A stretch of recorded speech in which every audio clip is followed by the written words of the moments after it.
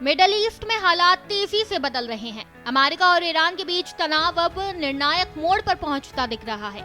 Washington की सख्त चेतावनियों के बीच तेहरान ने भी साफ कर दिया है, अगर हमला हुआ तो जवाब सीधा अमेरिकी सैन्य ठिकानों पर दिया जाएगा।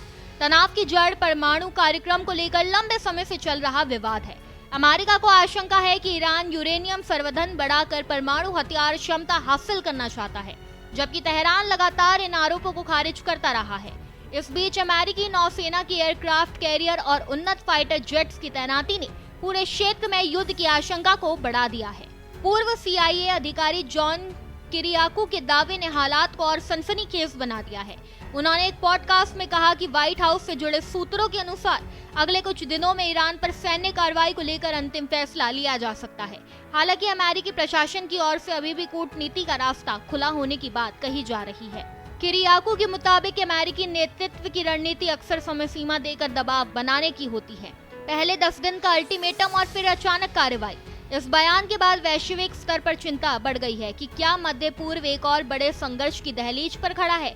अमेरिकी तैयारियों की बात करें तो रिपोर्ट्स के अनुसार मिडल ईस्ट में मौजूद कई सैन्य ठिकानों पर गतिविधि तेज हो गई है। रिपोर्ट के मुताबिक कतर स्थित अल उदैद एयरबेस से सैनिकों की तैनाती में बदलाव देखा गया है। इसके अलावा Bahrain, Iraq, Syria, Kuwait, UAE, Jordan और सऊदी अरब में अमेरिकी सैन्य गतिविधियों में हलचल की खबरें हैं। दूसरी ओर ईरान ने भी स्पष्ट चेतावनी दी है।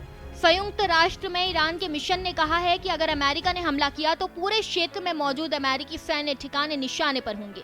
ये बयान सीधे सीधे क्षेत्रीय युद्ध की आशंका को मजबूत करता है। राजधानी तेहरान में भी सुरक्षा अलर्ट बढ़ा दिया गया है। इस पूरे घटनाक्रम के बीच पूर्व राष्ट्रपति डोनाल्ड ट्रंप का नाम फिर चर्चा में है। बताया जा रहा है कि ईरान को मिसाइल कार्यक्रम रोकने, यूरेनियम संवर्धन सीमित करने और क्षेत्रीय समूह को समर्थन खत्म करने जैसे प्रस्ताव दिए गए थे, लेकिन विशेषज्ञ मानते हैं कि ऐसी शर्तें अक्सर दबाव की रणनीति का हिस्सा होती है। हालात इतने संवेदनशील है कि किसी भी छोटी चूक से बड़ा सैन्य टकराव हो सकता है।